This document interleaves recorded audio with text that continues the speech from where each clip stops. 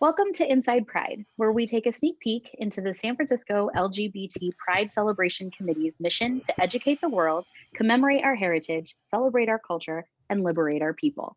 My name is RJB, or Rachel Jacob Barnett, and I'm the Director of Partnerships and Giving here at San Francisco Pride.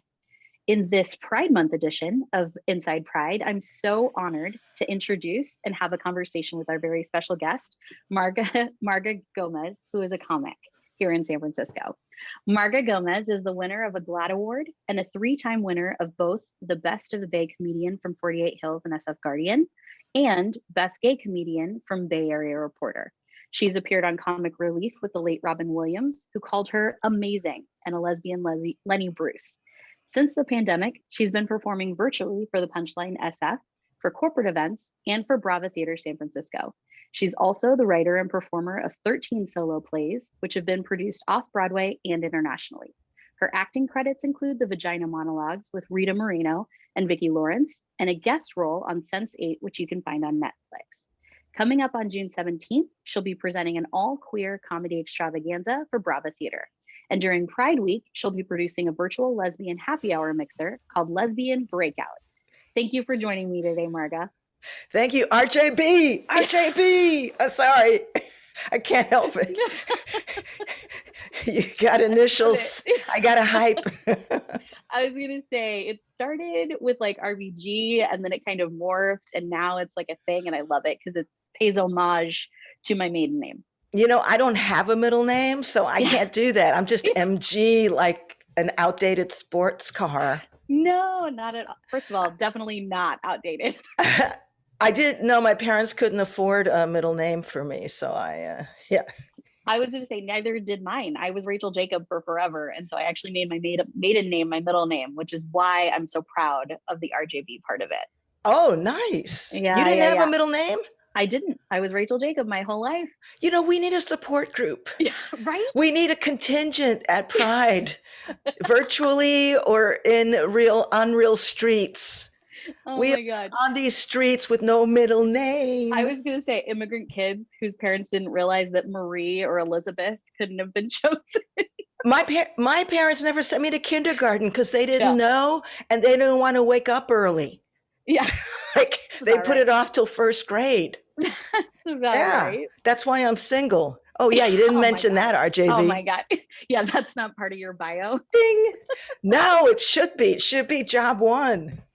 She's available, ladies. We'll add that at the end credits. I'm very difficult. I'm very, don't date a comedian, ladies. Oh my gosh, that's great. So I wanted to chat a little bit.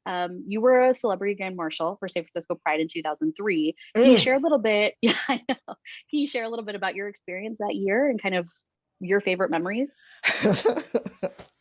Okay. Well, I had prior to that, I had been, I think one of the first, maybe not one, but one of the early Pride SF MCs, main stage MCs. So that was very exciting. That's incredible. Yeah. And then I sort of made my career in San Francisco through clubs like Josie's and Valencia Rose, queer cabarets, queer comedy clubs. We can talk about that later, but then I had this little moment in LA and, I got in a couple of movies. And so then I became a celebrity. I became, because I was in LA, this is what happens in show business, right? The town that you're in, no matter how big that town is, you got to go to another town and establish yourself. So I came back as a celebrity. As I think not a community MC, which are great, but yeah. And I looked so good, RJB. I looked so good. I was, I think I was working out then. And then someone told me, no, wear tight shirts. So I was in pink. I had a Western look and I had this really great pink cowboy hat. God, I was in a convertible and my driver was, can I just be shallow? Please. Yes. My driver was hot. Yeah. She was a hot fangirl. Yeah, she was a hot fangirl.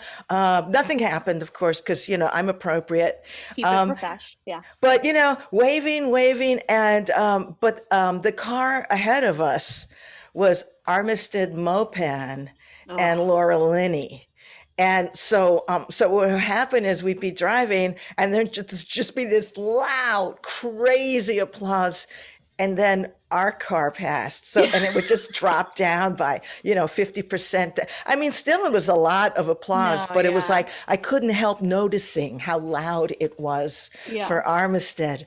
I was just, I was drunk with power. I was the marshal. Yeah. I even bought a little toy marshal badge. I love it. I don't know that any Grand Marshal in San Francisco Pride has ever gone to the trouble I have. So that was it. It was like, I'm a marshal. I grew up watching these patriarchal Westerns, and I got a pink, I love that. cowboy outfit. Cowboys are terrible. Yeah. I don't know. But I love it. I'm already like making a note for our producer to make sure to find that photo. So as you're describing this, we can have that visual for folks to see, because that's too perfect. Like, I agree. You say trouble, I say effort. You put in the extra. That's excellent. Yeah. And then after that, I went back to being a local MC. And I don't want to, but I just like, I was in Sphere in 1997. How am I a local MC? So, before the pandemic, I wound up doing that. I forget who, oh my God, Audrey. Audrey was the stage manager. And so, I would get booked and, I would show up, but just Pride, the whole demographics changed. And it was, as our culture got, accepted into the mainstream, the values changed. So I was like in the old guard, and we were very much intersectional with Pride. And now I love to see that it's happening again, because we have realized that Pride isn't just a party, it is a protest. It is. Followed by a party. Yeah, because we know how to do it right? Well, after protesting all day, you got to have a drink. Yeah. That's great. So I want to touch on, you've talked about like how Pride has kind of shifted over the years. And I know that you would consider yourself bi-coastal. So can you kind of share the difference that you've seen between like San Francisco Pride versus other Prides that you've participated in? And then with time, how that's changed? I know it's a lot to unpack, but. I mean, don't tell New York this, but there's no Pride better than San Francisco Pride. We have it's picturesque. Yeah. We've got City Hall with the reflecting, the weirdest thing I ever saw at Pride was, we always have the counter demonstrators, the homophobes who claim they're sent from God. And this one man, this is a true story, and it's a joke that I tell, but he was holding up a sign, and he was by the reflecting pool. That's where they hang out to increase their numbers, the reflections. And he had a sign. It's true. The sign said, "You lesbians deserve a good spanking." And how can you be mad at something It's like too that? easy. Yeah. This year they're routing out kink from Pride, but back then, even the homophobes were into kink somewhat. Yeah.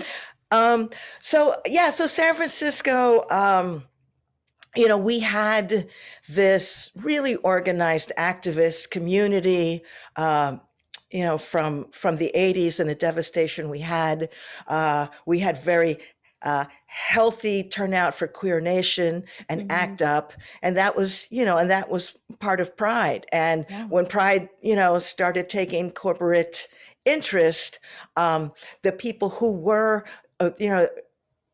still holding the radical values did die-ins. And so this Pride still has that energy, and then it's got, people who they just want to be out. They just want to celebrate. They just want to, go topless, and the men too.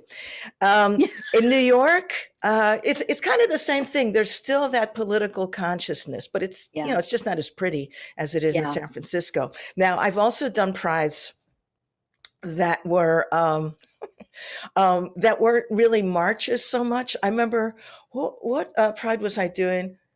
I can't remember if it was St. Louis, but I was going to be the MC of Pride, and we went to the parade, and the parade, we were like 15 minutes late, and the parade was over. It was just like, that quickly.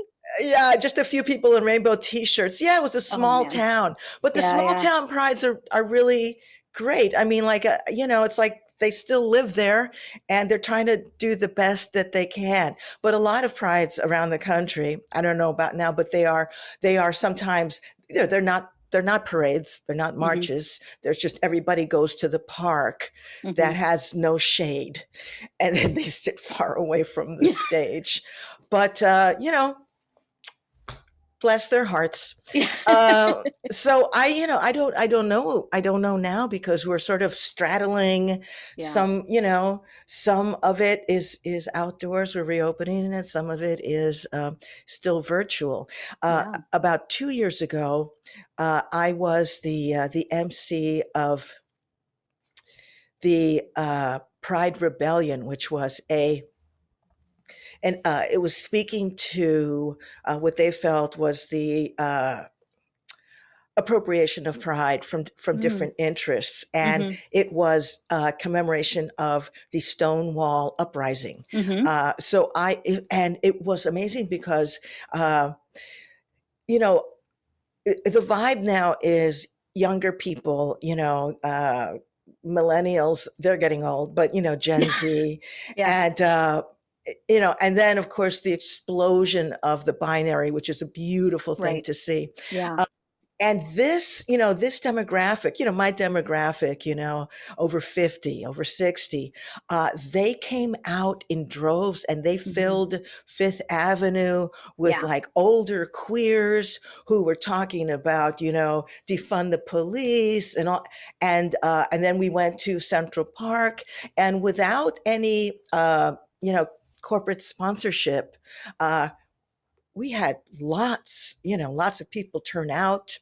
The stage was very politically minded. So now, I don't know, I do feel that, no, I do know, there are two ways to observe this special day. No, that's incredible. And I do want to speak to your point in terms of that kind of activism piece, which also kind of brings me into some projects that you're working on. So I know that your birthday is coming up. So happy pre-birthday. Oh, thank you. Oh my God, that's my first birthday greeting. Thank you, RJB. Thank you so much. Well, you're welcome. So I know that your birthday also falls on Juneteenth, which is also when you're doing your birthday breakout. So can you share a little bit about that event, and how does that kind of correlate into kind of your mission and alignment? Well, last year, since we've gone virtual, the fact that I don't know if other Geminis feel this way, and I'm not going to mention the Cancer cusps, but I do feel that Pride is a particularly Gemini holiday. Yeah, it is. So my birthday is actually in that week. It's on a it's on a weekday, and who wants that?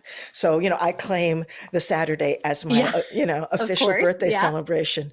But even virtually, last year I did a fundraiser to, I forget the opponent of Lindsey Graham, but he was a wonderful man. He lost, and I just have a little senior moment here, forgetting his name. But anyway, I did a show. I had a lot of comedians join me, and we raised thousands of dollars to defeat Lindsey Graham last year. It didn't work, but it was a nice party. It was a nice show, and yeah, we represent it. He knows we've got an eye on him. And, we try to discourage all the ladybug jokes, and that not everybody knows. Do you know the ladybug jokes? Yeah. Ooh, can you share some of that with the audience though? Cause I'm sure not everyone knows. Well, that's an urban legend, but for a while, I feel like his opponent's first name was Harvey, but that could just be Harvey channeling through me. Yeah, right. Okay, so there was a scandal that a, a a porn actor, I believe a star, because they're all stars, Aren't they? went on I think it was a gay website and testified that he had been one of Lindsay's escorts. And then a few other people came through. And then we thought, this is the end of him. But it's never the end of these villains, right? Yeah. But anyway, the stories came out that I forget, I forget exactly all the sexy details, but apparently there were, Lindsay had allegedly anal warts. Yeah. And then shocking. his date, his escort said, "What is that?" And he says, "Oh, those are my ladybugs." Ugh. And so, and then, and then they were like, and they were it got to be a little bit transphobic, and that's why we couldn't have fun with it. Of course. It was perceived as transphobic because people gave him female names and stuff like that. But but the ladybugs, it's one of the great mysteries of the Republican Party. Yeah. So, can you share a little bit more about your birthday breakout specifically? Oh, yes, that's where we were. Thank you very much. I was like, how do we get on Lindsay's butthole? Oh, yeah. So the birthday breakout. All conversations end up. So last year I had this benefit to defeat Lindsay on my birthday, and it was really fun. And this year, it was like I was trying to figure out, what do I want? And basically it's, what do I want to do for Pride? Because to me, Pride is my birthday. Yeah. All of it. And so I kept thinking, do I want to perform a show that I did, that I wrote, that I won the GLAAD Award for, about this affair I had with a compulsive liar volunteer at New Jersey Pride. And I still might. But then I thought, no, I think I want it to be more of a party. Yeah. And I discovered that I've had a Zoom account ever since the pandemic, and I never knew that I could have breakout rooms. And it seems to me that if I throw a Zoom show party and I make breakout rooms, then people could actually mingle. And by people, I mean horny lesbians who never get to really have any kind of opportunity or space where they can actually just be, sexy, and they could just, or friendly, or just mingle, or practice those social skills that sometimes lesbians don't have, because we're so oppressed. I don't know if you've heard that. We're so oppressed. So I wanted to do that. And I wanted to do that just, for a Pride thing, for like just throwing these virtual parties that, lesbians could just kind of hook up. And I never liked those lesbian mixers that I went to in real life, because it was always just about business and networking. And I want this to be purely, sexy, purely sexy. But then I thought, well, it's my birthday. I should try this out for my birthday. So I'm having one lesbian breakout room for cruising, and then I'm going to have a throuple room, a throuple poly room that people could go in. If they don't have enough people in their relationship, they could get more, or they could unload somebody who hasn't been, Could you imagine being that like third person? Join us in this room. And then they leave quickly. Well, that's what I'm hoping will happen. I'm hoping that there'll be a scandal. I want people to hop. If they, if they're not feeling it, they could just hop to another room. And apparently I could have done that this whole time. But the universe wanted me to wait for Pride, because that's when things get awkward. I wanted to also have a room for people who wanted to perhaps share some spoken word. That's right, folks. It's going to be really popular. No, it is. I mean, I'm going to go. I can bounce around. As the host, I can go to all the rooms, but I won't go to the gay guy room. I'll stay out of that. So you're safe. Okay. You're safe, gentlemen. Yeah. And whether oh yeah, and then I have also I'll have a room for confused heterosexuals, questioning Perfect. heterosexuals. You know, the QHs, Of course. and so they can go into that room, and that's also a friend zone. So you know, we can go in and help them.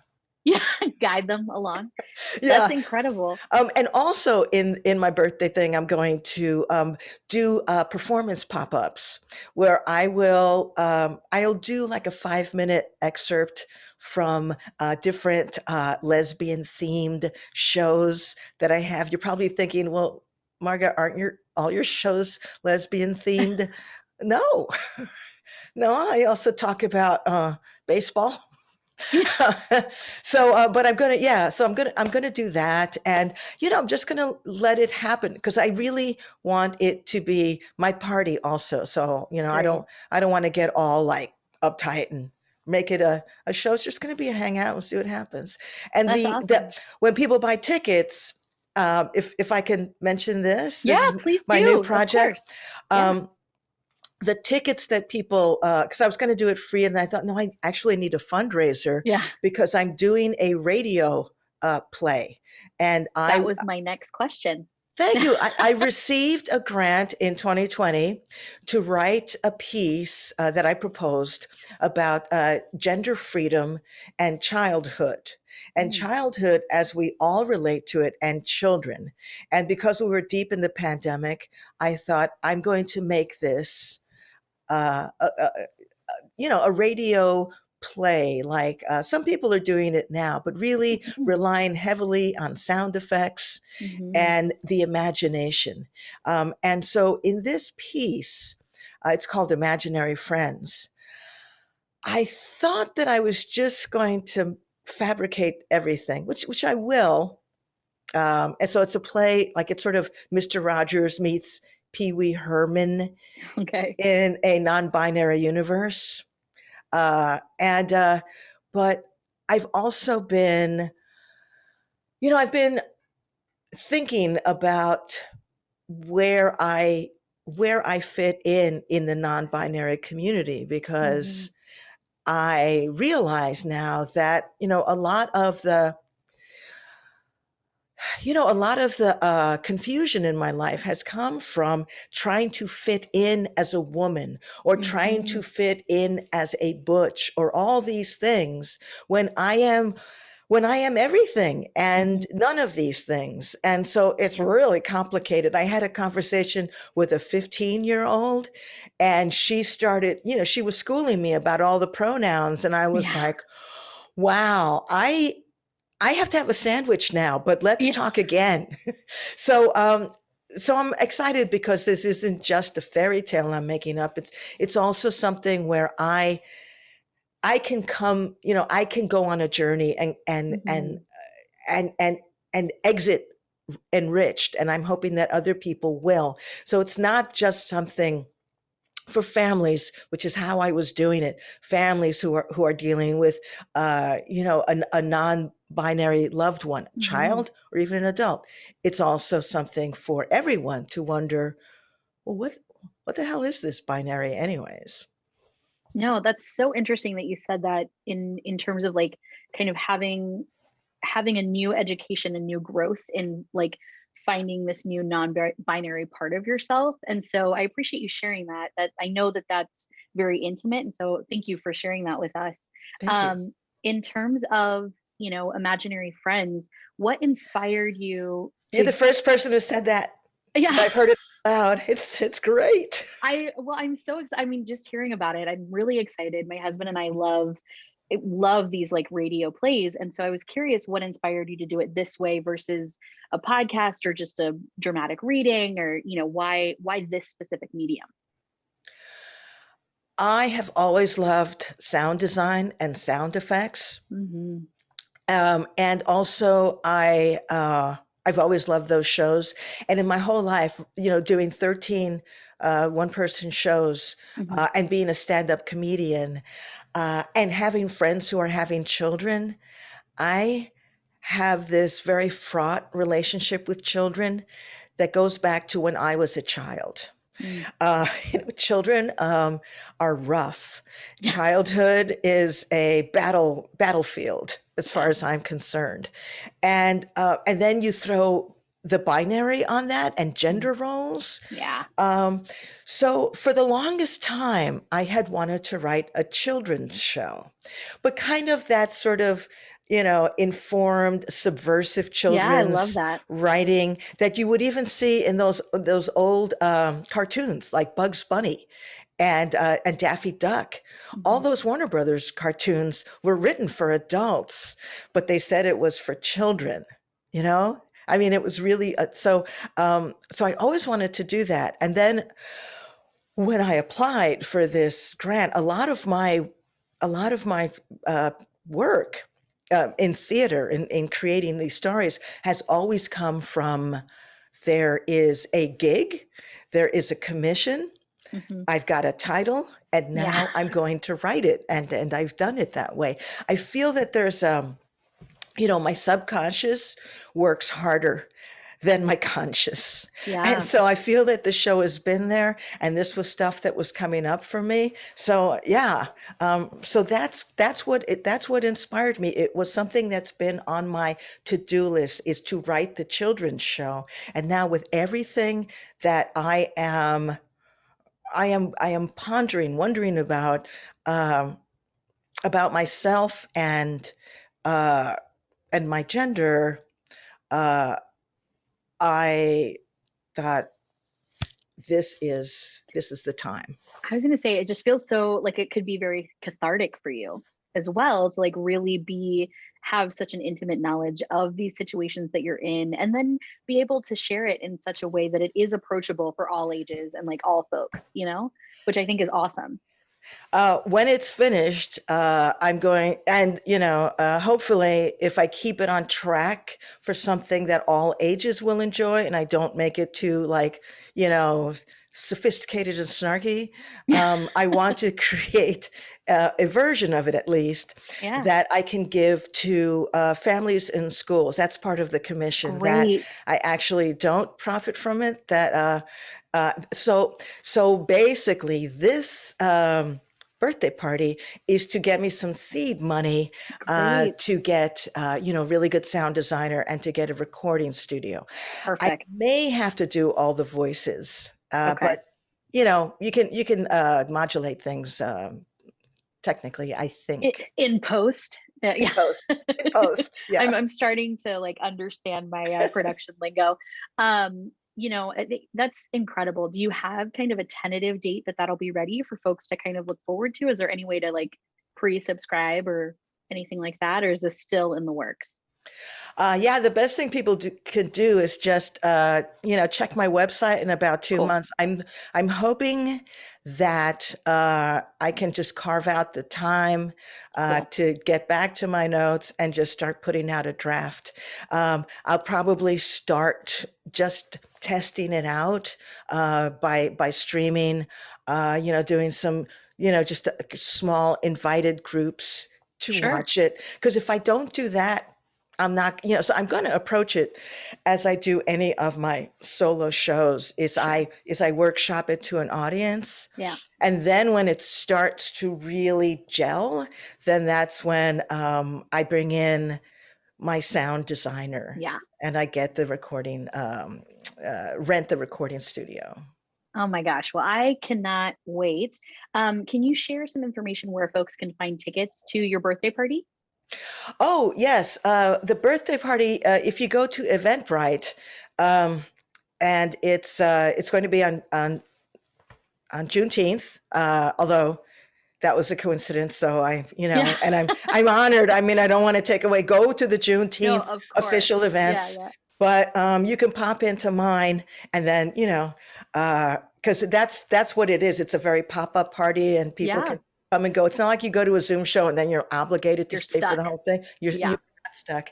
But you can go to Eventbrite, and it's under Marga's Breakout Birthday. And if you just search that, it should be, and I'll also put it on my website today. That's perfect. That's my job today. All right. Um, Also, I've got this. I'm sorry, I know I've been going on a long time, but on No. June 17th, I've got a big queer comedy show that I'm Yeah. running. Can I tell you about that? Please do. We're flexible on time. Don't worry about it. I'm loving this conversation, so we can again edit as much as we need to. But this is great. Yeah, please share. Thank you, R. Can I call you R? You can, you can. The Soon you'll name's gonna just be get one shortened. letter. Yeah, I was gonna say I'm gonna be like Prince. I'll just be a symbol. A symbol. Um, so I have been.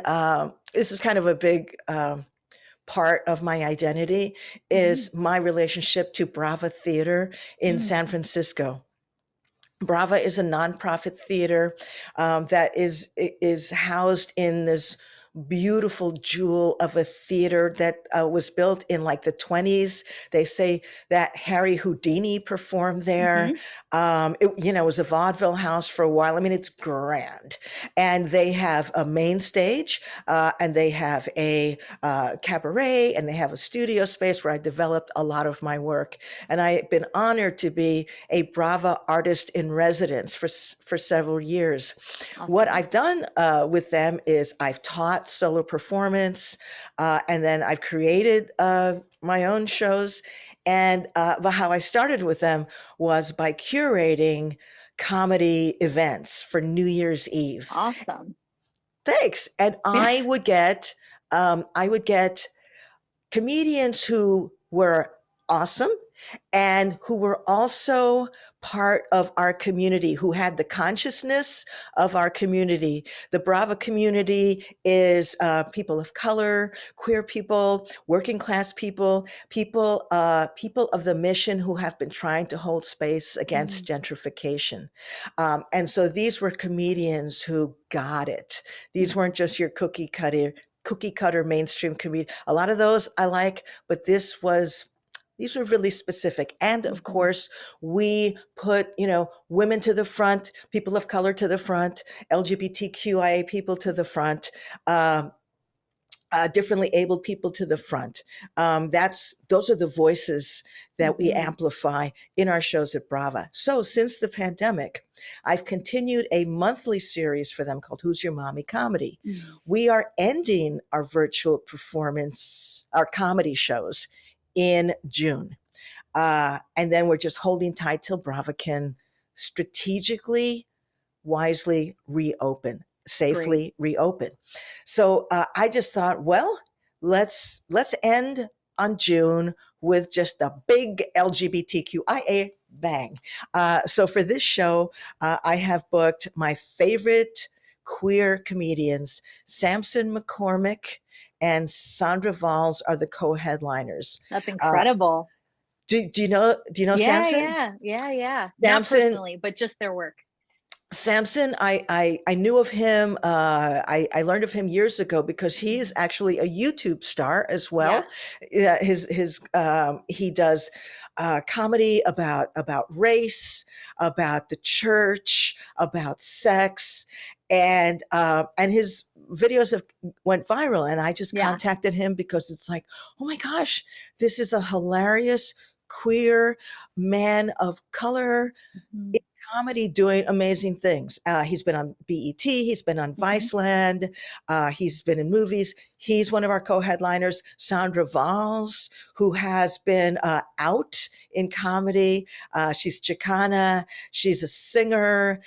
She's hilarious. She's raunchy. She's been on HBO, Logo, done shows off Broadway. And then our featured comedians are Jesus, You Better Work. I don't know if you know Jesus, do you? No, I don't, but now I'm gonna check them out. I feel like he's done some stuff. He's done some stuff for SF Pride, but he's very unique. He's like a persona. He's like he's like a clown. He's like a cartoon character. He's Okay. Chicano. He's a dancer. He's just funny. He's super, super campy. And he runs queer comedy in San Mateo and just ran Awesome. the San Mateo Pride. So he's going to be featured. Karen Ripley, who is a legend. She came out as a comedian in 1977, and Yeah, she's that's very, right. very deadpan, very Yeah. deadpan. And then I get the honor of hosting it all. So that's going to be June 17th, and those tickets you can get through brava.org. Who's Your Mommy Comedy, the Pride Edition. Oh my gosh, that's incredible. Well, we've reached our time, Marga. Thank you so much for having a conversation with me. I so appreciate you joining us today. I'm trying not to cry, RJB, because I just am in my apartment all the time, and it's just I haven't talked to anybody. I wanted to tell you Well, about my childhood. What? well, I would absolutely love to meet up, ideally over cocktails or coffee when you feel comfortable. That would be incredible, and we can definitely chat more. Okay, that would be great. No, that would be great, but you have to give me a hug. Oh, 100%. I'm fully vaxxed. I'm hugging strangers now. I'm fully vaxxed. Oh my God, Oh of my God. course. I like cannot tell you. I've been so nervous just again to try and be safe for others, but I'm just like, no, I need to see people again. So I hear you. Yeah, I've had 2 hugs so far Yeah, since the pandemic. One of them was that's so bad. rough. One of Yeah. the hugs was bad. How is that even possible? Was it It like a was on a weird date. side? It Oh, was a first date hug. Oh, those are terrible. I'd they're rather so not. uncomfortable. Yeah, I think I'd go back to the elbows. But then a friend of mine hugged me, and she also gave me a plate of Puerto Rican food too. Oh, Like as if that wasn't enough, I said, "Can I also oh have a man. hug?" And it was really good. I'm very melty in my hugs now. I mean, we appreciate it now. I feel like we definitely took it for granted, right?